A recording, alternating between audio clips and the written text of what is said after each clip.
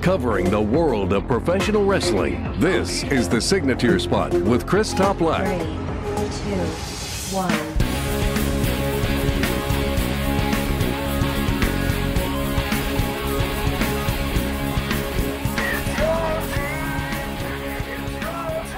Thank you very much for joining me on the latest episode of the Signature Spot with Chris Toplack. As always, I greatly appreciate your ongoing support. It is truly humbling. And keeping me company throughout this entire episode will be Anderson Craft Ale's Winter Ale. It's a spice-strong beer. It combines the flavors of toffee, honey, and toasted malts with the warming aroma of ginger, cinnamon, and orange.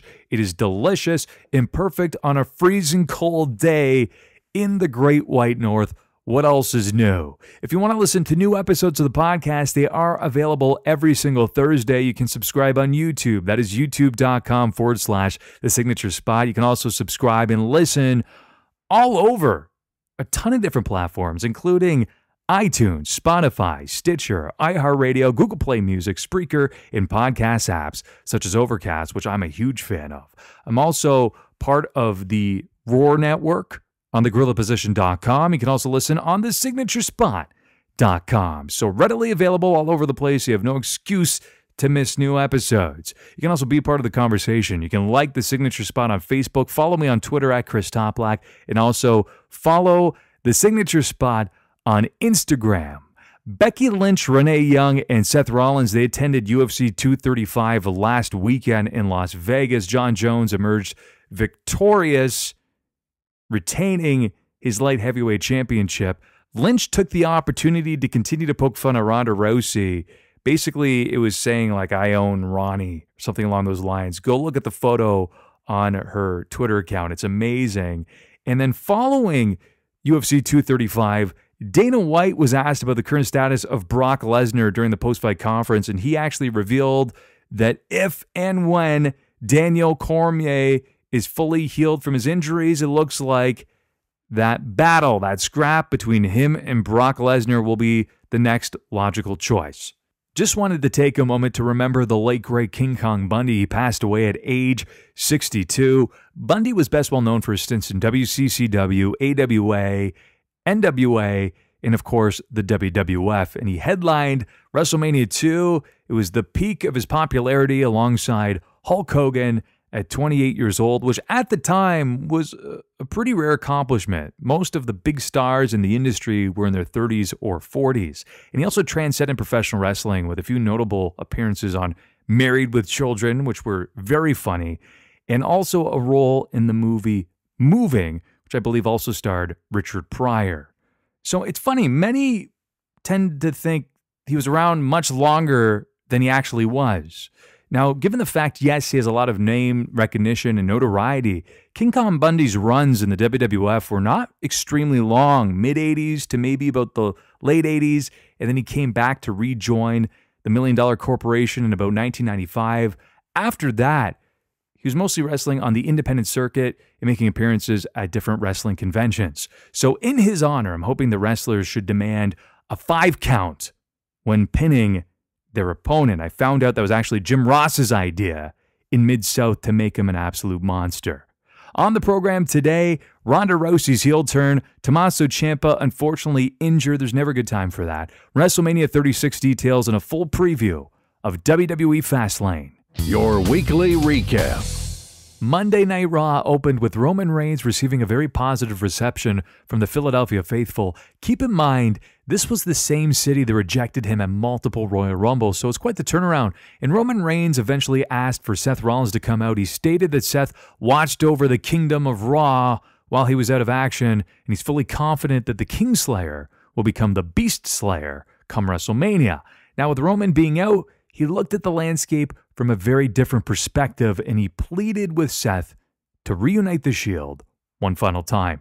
Roman addressed Dean's uncertain future with the company, and at first, Seth resisted, naturally so, but he eventually caved. Out came Ambrose, the final piece of the puzzle, but before he could speak, Elias smashed him in the back with a vicious guitar shot. We'll get to that a little bit later on. Drew McIntyre, Baron Corbin, and Bobby Lashley with Lio Rush, by the way, took on the team of Braun Strowman, Finn Balor, and the Olympic gold medalist, Kurt Angle. The best spot of the match was when Braun Strowman smashed Lio Rush through the barricade, causing both men to crash into the timekeeper's area. It was a mega pounce. Yes, that's a Monty Brown reference on the program today. Natalya defeated Ruby Riott in just over 2 minutes with a roll-up. Following the match, we were treated to yet another runway appearance, courtesy of Lacey Evans. She is essentially the Southern Belle version of what Vince always pictured Emelina would be. Saturday Night Live weekend update hosts Colin Jost and Michael Shea appeared, and I completely zoned out. I haven't watched SNL in years. I legitimately can't tell you if they're humorous or not. They really weren't on Monday Night Raw.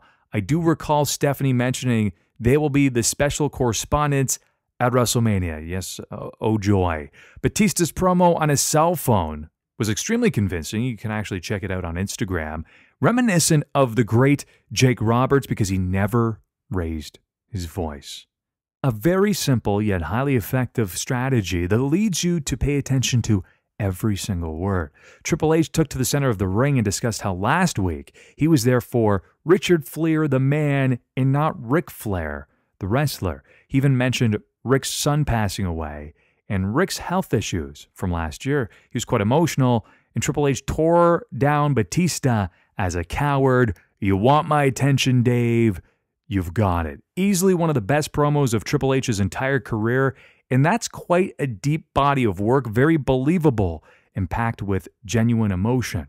Stephanie McMahon revealed that it will be Becky Lynch versus Charlotte Flair at Fastlane for the Raw Women's Championship. And of course, I'm confident Ronda Rousey will get involved and have something to say about that. They're going to have a contract signing later on in the evening.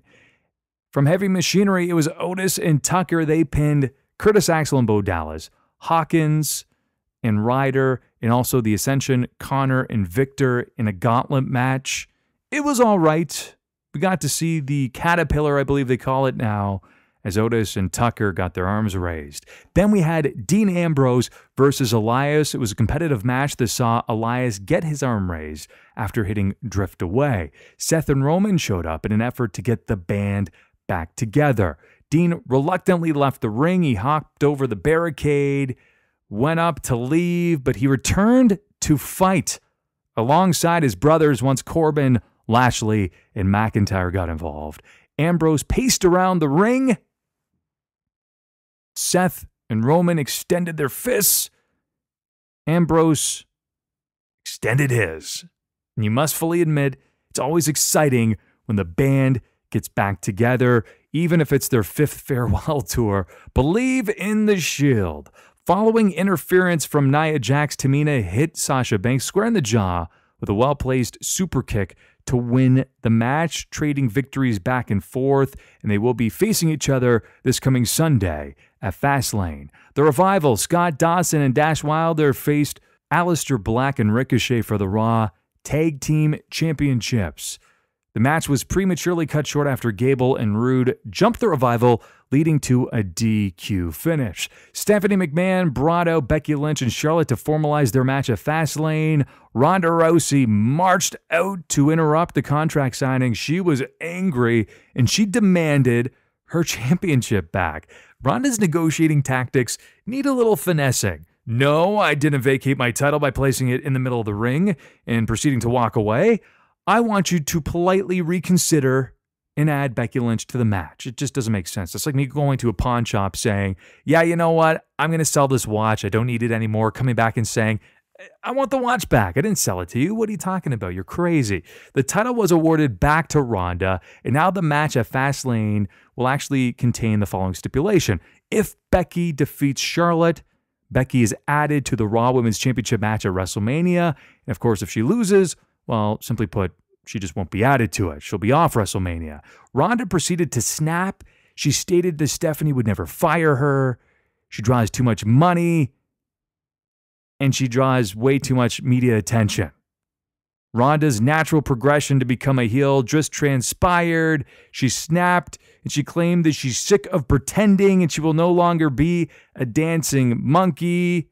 Screw the man, boo the woo. And then Ronda Rousey repeatedly attacked Becky Lynch, locking her in the armbar at least 4 times. And suddenly, the Ronda Rousey act just became much more interesting as fans were craving something new and exciting, and truthfully, this is a much more natural fit for her. Smackdown opened with Daniel Bryan ridiculing Kofi Kingston until Kevin Owens came down to the ring. Owens noted that he never meant to replace Kofi, but he's primed to take Bryan's championship away from him this coming Sunday at Fastlane. This feud feels very rushed, but I understand why, as Kofi will very likely now face Daniel Bryan at WrestleMania after his recent popularity. Next up, The Miz defeated Jey Uso with the skull-crushing finale.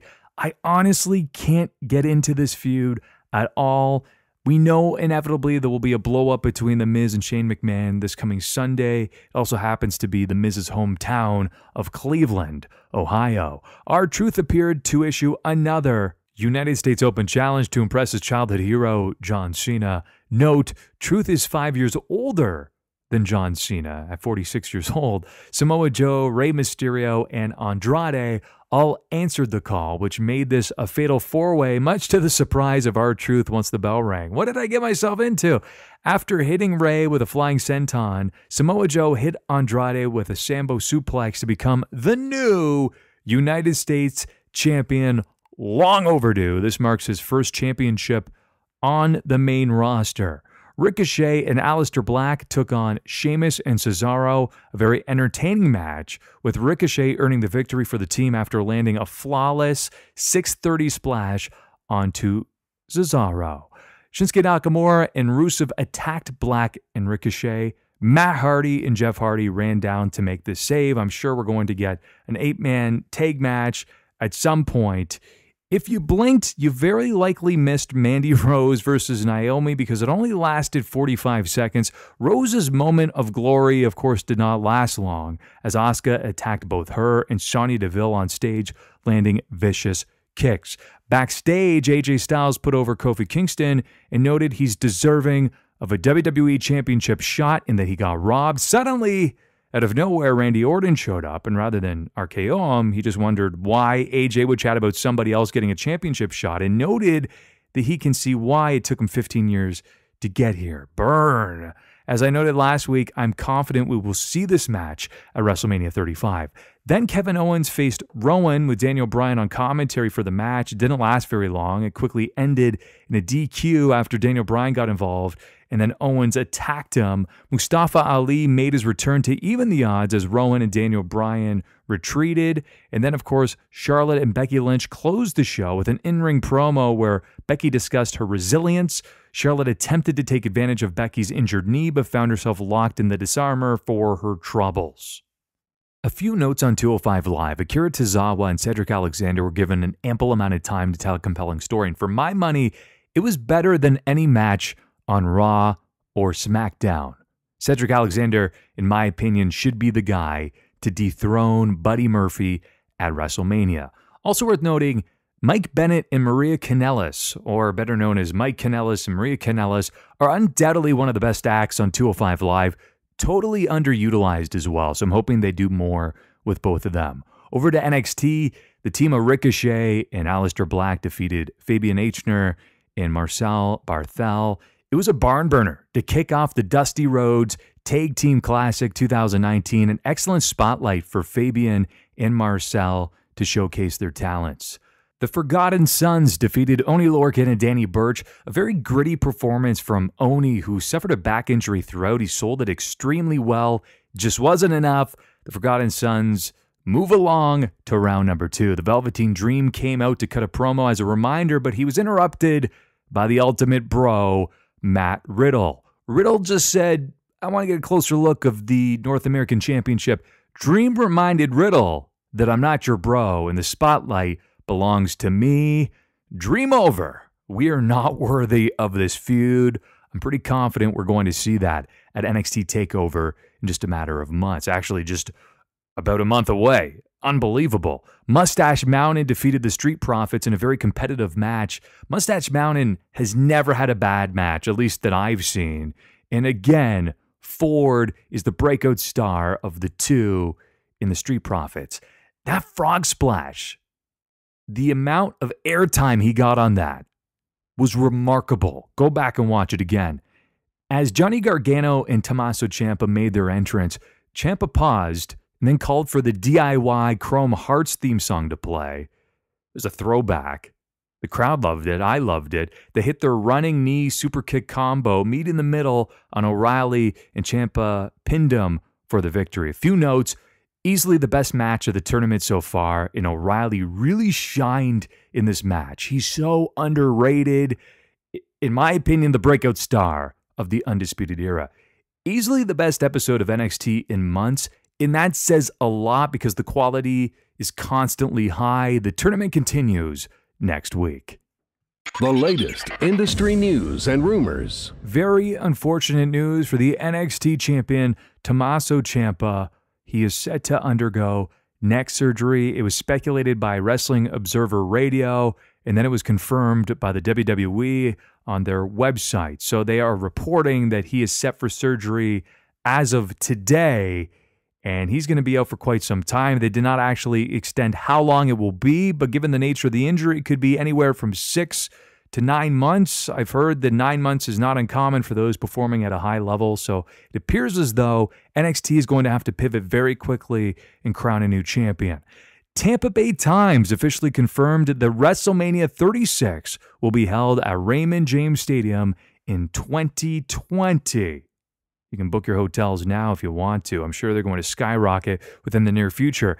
WWE officially announced that Tori Wilson will be the newest member of the WWE Hall of Fame class of 2019. Their ceremony is set to take place on April the 6th in Brooklyn, New York at the Barclays Center. Many debating if she deserves to be in or not. One thing is for sure, she's a very well-known name back in the 2000s, so based on name recognition, it makes sense that she's going in. In terms of wrestling credentials, not so much. WrestlingInc.com is reporting that Arn Anderson was fired for allowing Alicia Fox to perform at a live event intoxicated. Vince McMahon was said to be furious, and rightfully so, about what happened. And this was considered to be the final straw for Arn Anderson. As for Alicia Fox, you would imagine she would be punished. Well, she hasn't competed in the WWE since February the 10th at a live event in Saginaw, Michigan. Fightful.com additionally reported that Alicia Fox was offered rehab, but stubbornly shut it down. If it were up to me, she'd be gone from my roster immediately. Doesn't matter if she's a veteran or not. There's just no excuse for that unprofessionalism. Bryan Alvarez on Wrestling Observer Live noted that the general word backstage, and it's not been confirmed, is that many believe Dean Ambrose is no longer leaving the company. In fact, they've offered him a new contract. I've also been reading that he hasn't signed it as of yet, but still there is speculation that he's not going anywhere. All Elite Wrestling's Fight for the Fallen event will be taking place on Saturday, July the 13th in Jacksonville, Florida at the Daly's Place Amphitheater. It doesn't hold a whole lot of people, I guess, relative to the fact that they're selling out everywhere they go, but it's still going to be a very rambunctious audience. I believe the last time I looked, about 5,500 people. I could be wrong, though. Moose has re-signed with Impact Wrestling, and Jim Cornette, the man infamous for sharing his opinion online, has officially joined the MLW broadcast team. That's going to be very entertaining. Up next, I'm joined by my very special guest, Kyle Scarf, as we provide you with a full preview and predictions for WWE Fastlane this coming Sunday. Our topic of the week. WWE Fastlane takes place this coming Sunday, March the 10th, from the Quicken Loans Arena in Cleveland, Ohio. The kickoff show at 6 p.m. in the East. The main card begins at 7 p.m. in the East. And for the first time in a long time, we have a pre-show match that I am definitely looking forward to, and I do not want to miss, Kyle. It's Andrade with Zelina Vega taking on Rey Mysterio Jr. The chemistry between these two has been undeniably off the charts. Oh, their matches have been absolutely incredible. I feel weird thinking that Rey Mysterio came back in 2018. We're now in 2019, looking better than ever. Probably the best he has since like his WCW run. Yeah, maybe like 97 or so. It's amazing. Yeah, absolutely. And he's got that same chemistry with Andrade that he had with guys like Dean Malenko and, the late, great Eddie Guerrero. Psychosis as well, and Ultimo Dragon and many others. Oh, absolutely. Like the WCW Cruiserweight division was on fire back in 96, 97, 98 even. The fact that this is on the kickoff is weird to me because there's other matches that I think could be placed in that spot instead. But these two are going to light the entire arena on fire. It's going to be incredible. So who wins the match in your eyes? I think they got to give it to Andrade, building to Mania. He's the new star. He's incredible. He's a work machine. He is. And Mysterio is in that point of his career where a loss doesn't hurt him, and it can help elevate Andrade at this point.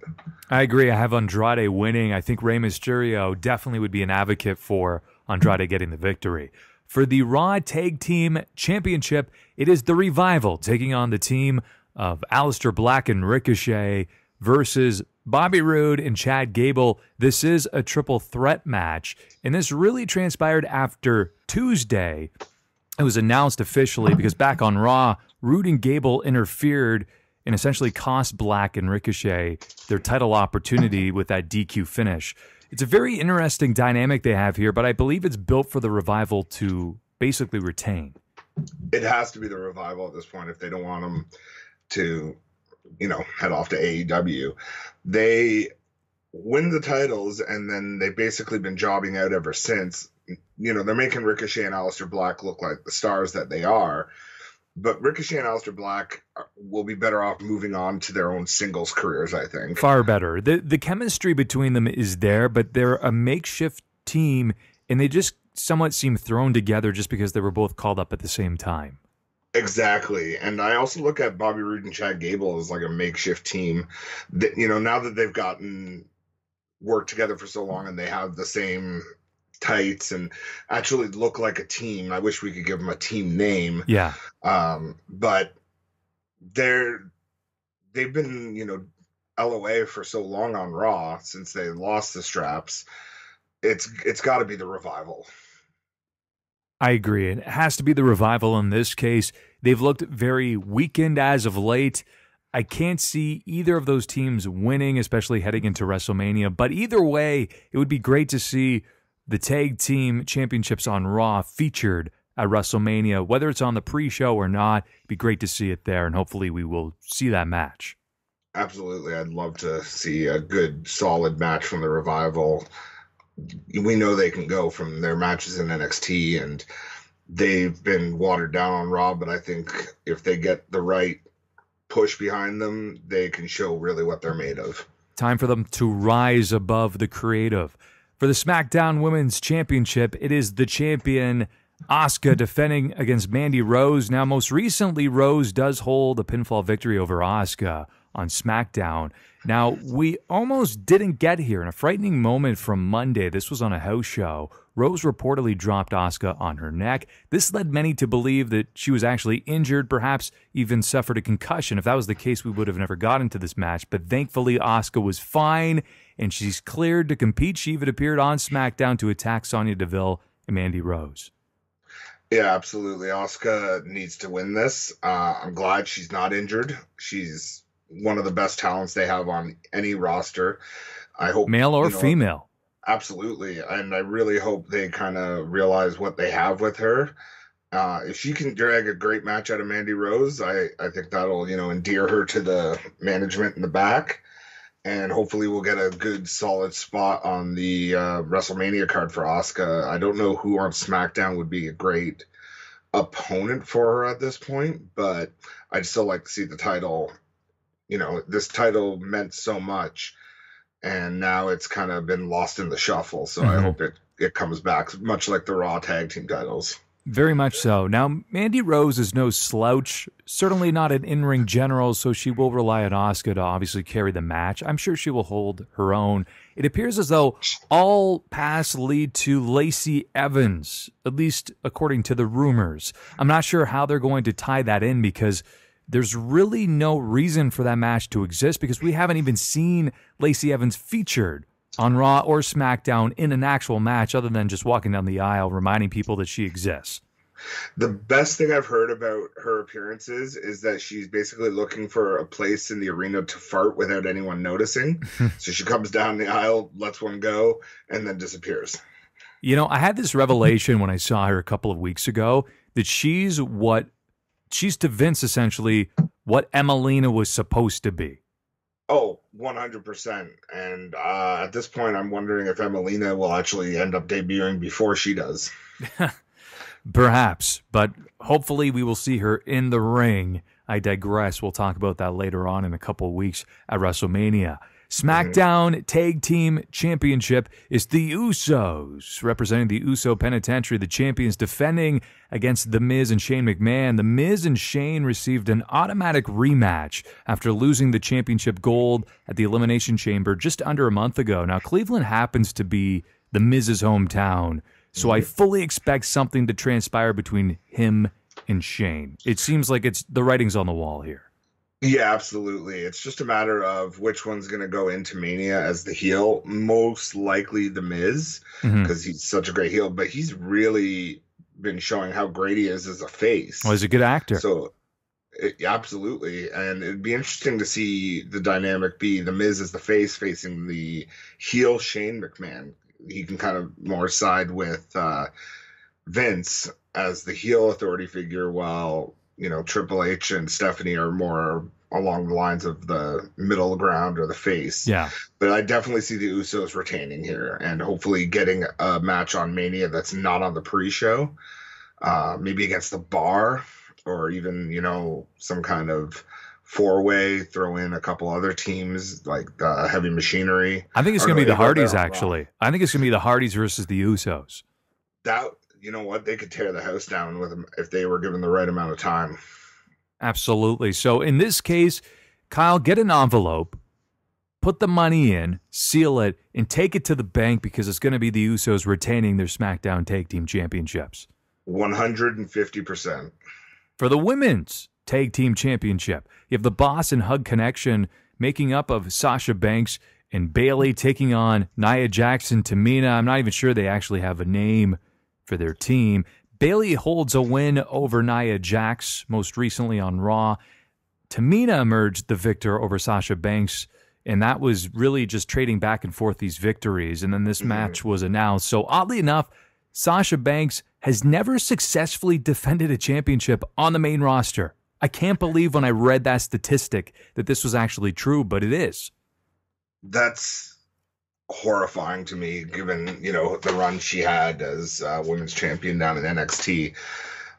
I think that statistic is about to change on Sunday. There's no way I see Nia Jax and Tamina coming out victorious, and it hurts my soul knowing that Tamina has a pinfall victory over Sasha Banks. Yeah, that's a tough one there, especially with with this splash and the super kick. Given the lineage, you'd think that both would look just a little bit better. I think her super kick, when it actually connects, is actually one of the best ones on the main roster, but that splash is ridiculous. There's a reason why she wears a knee brace, because she always hits her knees so clearly first before her body. Oh, 100%. Like, you think her dad would have passed that down, but her splash is the equivalent of her brother catching the Undertaker at WrestleMania. Not gonna happen. So the Boss and Hug Connection will retain their women's championship. There's no doubt about that. All paths potentially leading to what I'm hearing, and we won't dive too far into this, Lita and Trish, potentially. Did you hear about that? I haven't heard that, but I've been expecting Lita and Trish to appear ever since, around the Royal Rumble period. And when they weren't in the Rumble, I figured they're going to be around at Mania in some way, shape, or form. Mm-hmm. I personally would the Sky Pirates, right? Either that or a triple threat with the Iconics. I would go, that'd be a good dynamic there. Yeah, I like that. You get one from each roster. Mm-hmm. And I'm a homer for the Iconics. Like, they're ridiculously entertaining. They're getting so much better in the ring. They can definitely hold their own. And I think if we got that triple threat between the Boston Hug Connection and the Sky Pirates, they could easily carry a great triple threat match. Yeah, no doubt about that. All the talent in the ring are completely legitimate. We have the Shield for apparently one final time. And those that hate it or love it, you have to admit that every time they reunite, you still pop. Especially that moment Dean Ambrose held back and then he sticks the fist out. And I was sitting there going, yes, that's what I wanted to see. That was a great moment. I think the Shield, without a shadow of a doubt, are the best three-man team in the history of WWE and most likely the history of pro wrestling. I guess you might argue for the Fabulous Freebirds, like the original incarnation. Yeah, but they weren't main eventers the way that these guys are, though. Exactly. So there's no, like, each one of the guys in the Shield went on to be a world champion, and there's no way they're not winning this match. Yeah. Like, I love Drew McIntyre. I'm indifferent to Baron Corbin.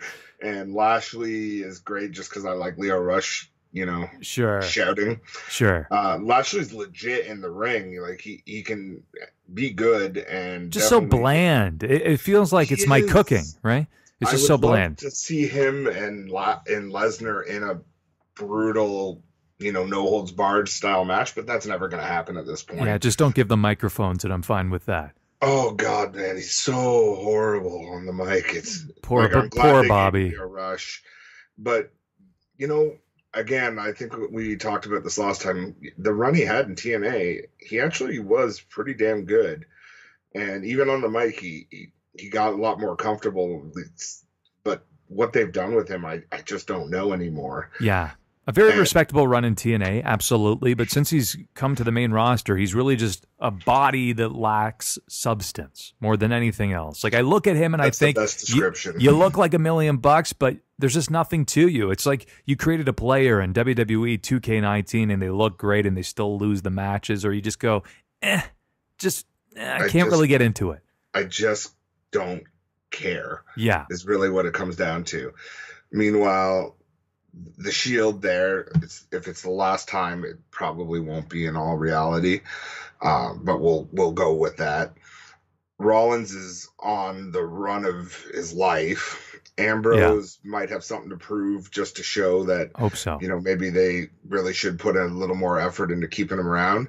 And then, of course, Reigns, just battling back from the leukemia and the feel-good moment of him coming back. There's no way I could see them not possibly even just squashing the other team. Sure. Well, I mean, coming back from basically the fact that his leukemia is in remission, this is going to be a feel-good story. There's no doubt about that. Mm-hmm. But that being said, what is the likelihood of Dean Ambrose versus Roman Reigns at WrestleMania? Because there's many that are still speculating it could happen. And whether he's leaving or staying, that Roman Reigns would have the pull to say, at least give me that match.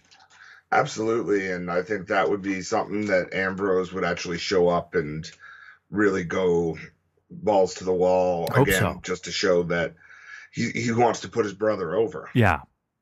And that also gives Reigns something to do without that whole, overlaying fact that you're wondering, is he going to try and get in with the Lesnar Rollins thing? I want to keep him from that. And he will. And I think to his credit, he's going to stay away from it. Yeah, I think with the promo on Raw, that definitely indicated that. But you never know what Vince wants. Yeah, right? Yeah. But again, 100% the Shield.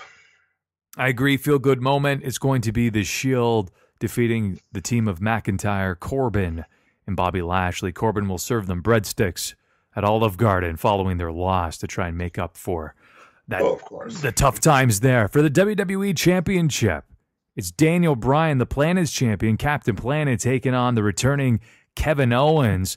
As we know, Vince McMahon essentially pulled Kofi Kingston from this match on Tuesday night.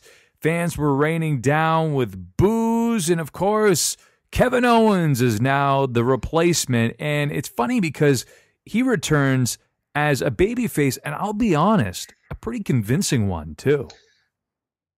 KO can really do anything he wants. He's that good, much like Daniel Bryan. I I feel weird seeing him as a babyface. This is the first time he's been a babyface under WWE's umbrella since the match he had with CJ Parker before he turned heel against Sammy that same night. Yeah. So it's definitely weird seeing him as a face again. I've heard rumblings, with Rowan being in Daniel Bryan's corner, that we might actually see Sammy return to help KO here. I don't think this will be the opportunity, though, because we just saw Mustafa Ali on SmackDown Live. Yeah, and I think everyone was expecting Sammy there. I could see potentially maybe Sammy even costing KO the title, which frees up Daniel Bryan to go up to WrestleMania, hopefully against Kofi Kingston. So we can get that really good feel-good moment. This one's a weird one, but I don't see KO taking the strap at this point. Maybe even a triple threat at Mania with Kofi. I don't think they're going to have the triple threat. I don't think they're going to pull the trigger on that. I believe that it just seems too logical based on the fact that the fans are really thoroughly behind Kofi Kingston that it's going to be Kofi versus Daniel Bryan one-on-one. And I think that would be a great match. Well, we know it'll be a great match. And I really would love to see Kofi finally win the big one, especially at the biggest show of the year. And I don't see Daniel Bryan being the kind of guy that's like, oh, no, I don't want to put him over. Well, they're good friends in real life as well, too. Mm-hmm. Well, Kofi's such a likable guy, and Daniel Bryan's, such a likable guy as well. Yeah, stand-up guys. So maybe, like I said, maybe something with Sammy costing KO the title, which frees KO to go up against Sammy at Mania, which, much like the Batman and Joker, I feel like we're destined to be doing that one forever. Sure. It's the feud that never ends. And you know what? The matches they produce from that, I'm okay with that. Same. So in this case, I do have Daniel Bryan retaining. I do believe we're only seeing Kevin Owens versus Daniel Bryan at Fastlane because they're going to have Kofi Kingston versus Daniel Bryan. They're penciling that in for WrestleMania. God, I hope so. For the number one contendership, I guess really for kind of Becky Lynch here, really the stipulation is that if she wins this match against Charlotte Flair, it's a triple threat at WrestleMania. If she loses, it's just Charlotte Flair versus Ronda Rousey one-on-one. Now, they don't state anything about a DQ finish or a false finish or whatever the case may be here. What's going to happen in that case? Because in my humble opinion, that's what all signs lead to, is Ronda Rousey's going to show up. She's going to be angry. You can bet on that. Well, Becky Lynch, the only emotion she knows. Of course, I'm coming down and I am angry and I will armbar you. and that's unfortunately somewhat true. Now, I will say this. The fans are a little bit fickle in the sense that Ronda Rousey was just so criticized on Twitter. All of a sudden, she turns heel, and now she's everybody's favorite competitor. And I kind of laugh about that. There's even people that were on there saying, oh, my God, it's a real armbar. And I'm thinking, oh, my God, you have bought into the story so much. It's the same armbar she uses all the time. It's the same piss and vinegar that she has in there all the time. But at the same time, now she's just saying, I'm not going to be your dance monkey dance type performer anymore. I'm tired of this. I resent this. It's basically the character she was always destined to be. Absolutely. This is what really they should have pulled the trigger shortly after Mania. Like, obviously, when she debuted at Mania, she was going to be the face. Sure. But they really should have pulled the trigger at the very latest by October, November, when everything started happening with Becky Lynch. Maybe by Evolution, right? Oh, 100%. That was mid-October. Yes. So there's no way Becky Lynch doesn't win this match in some way, shape, or form. I'm still kind of peeved that we're getting the triple threat at Mania. I think it should be a one-on-one match, especially if it is going to be that historic first ever women's main event. But, of course, WWE loves them some Charlotte. And don't get me wrong, I think Charlotte's a fantastic performer. She's great. She'll definitely bring something great to this match. But Becky earned this. It's just a little forced. I think that's the problem that we saw here. Again, with that matchmaking and that booking is the fact that they were saying, how do we get Charlotte in there? I know from the very beginning it was just, how do we get Charlotte in there? And again, nothing against her. She's a uber talented performer. She'll probably go down as the greatest female competitor in WWE history unless somebody can surpass her, and they surely will at some point. But Becky Lynch, in this organic run that she has had, has been fantastic. And unlike anything we've ever seen Probably outside of maybe like an AJ Lee when you think about it, in terms of having a female star at a main event caliber level. Here's just me fantasy booking, but I would love to see some kind of confrontation with Becky and Stephanie, or even Stephanie and Hunter, where she tries to get a stipulation added where whoever loses this match is out of the match at Mania. That way we could potentially lead to that one-on-one match, and we could free Charlotte up to go up against Asuka, which I think is the match everyone really far wants. More logical. Rematch. And then Asuka wins that match. That would make sense to me.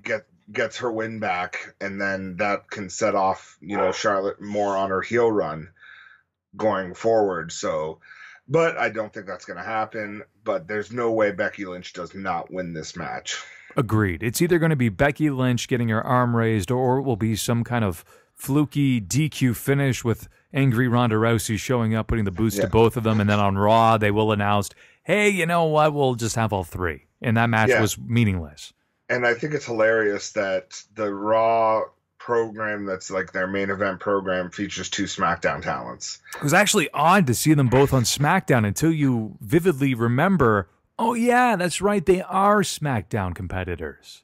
Yeah, and I think that speaks volumes for the level of talent over on SmackDown versus Raw, as well as the storytelling and writing. Like, the creative on SmackDown is clearly 100% better than Raw. Oh, totally. It's also funny how a lot of these competitors are almost allergic to Tuesday nights because, God forbid Ronda Rousey shows up on SmackDown or somebody else. Everybody's showing up on Raw. It's like you're showing up to this cool party, but the better party's on SmackDown, but nobody wants to go.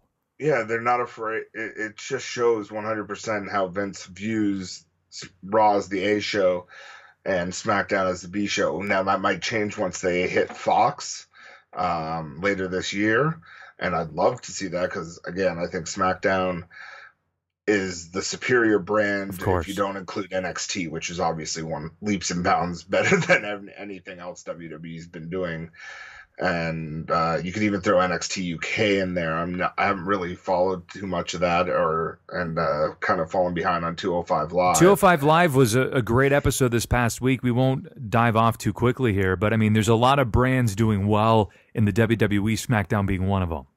Absolutely, 100%. And Raw's improving too. To their credit, Raw is getting better the past couple of weeks. I have actually gotten to the point where I will actually tune into Raw again. I think the Roman Reigns comeback has kind of, set them on a bit of a pace where they're like, oh, crap, maybe we should try being better again. And time will tell.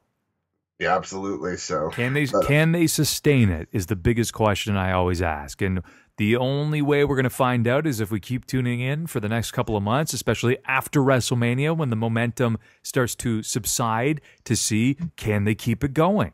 Yeah, absolutely. Because I think after Sunday, with Fastlane out of the way, and we start the build officially to Mania, that's when WWE really is like, okay, let's do this right. So here's hoping. WWE Fastlane again takes place this coming Sunday, March the 10th on the WWE Network. Kyle, thanks for joining me. Thank you again for having me. You're listening to The Signature Spot with Chris Toplack. I also wanted to offer my sincere condolences to All Elite Wrestling's Jungle Boy. His father was Luke Perry, who passed away earlier this week after suffering a major stroke. He simply said, to me, he was always dad. It's never easy to lose a parent, obviously, so that's a rough week. We lost a lot of great folks, and even the lead singer of Prodigy as well, too. They say the death comes in threes, and unfortunately, it appears to be the case yet again. Thanks again for tuning into the latest episode of The Signature Spot. If you would be so kind, leave a 5-star review, like it, share it, tell your friends, family, and fellow wrestling fans to tune in on a weekly basis. And until next Thursday, happy trails to you until we meet again. This concludes another episode of The Signature Spot with Chris Toplack. For new episodes, subscribe on YouTube. Stitcher, Spreaker, iHeartRadio, or iTunes. And don't forget to follow The Signature Spot on Facebook for exclusive clips, polls, and opinions.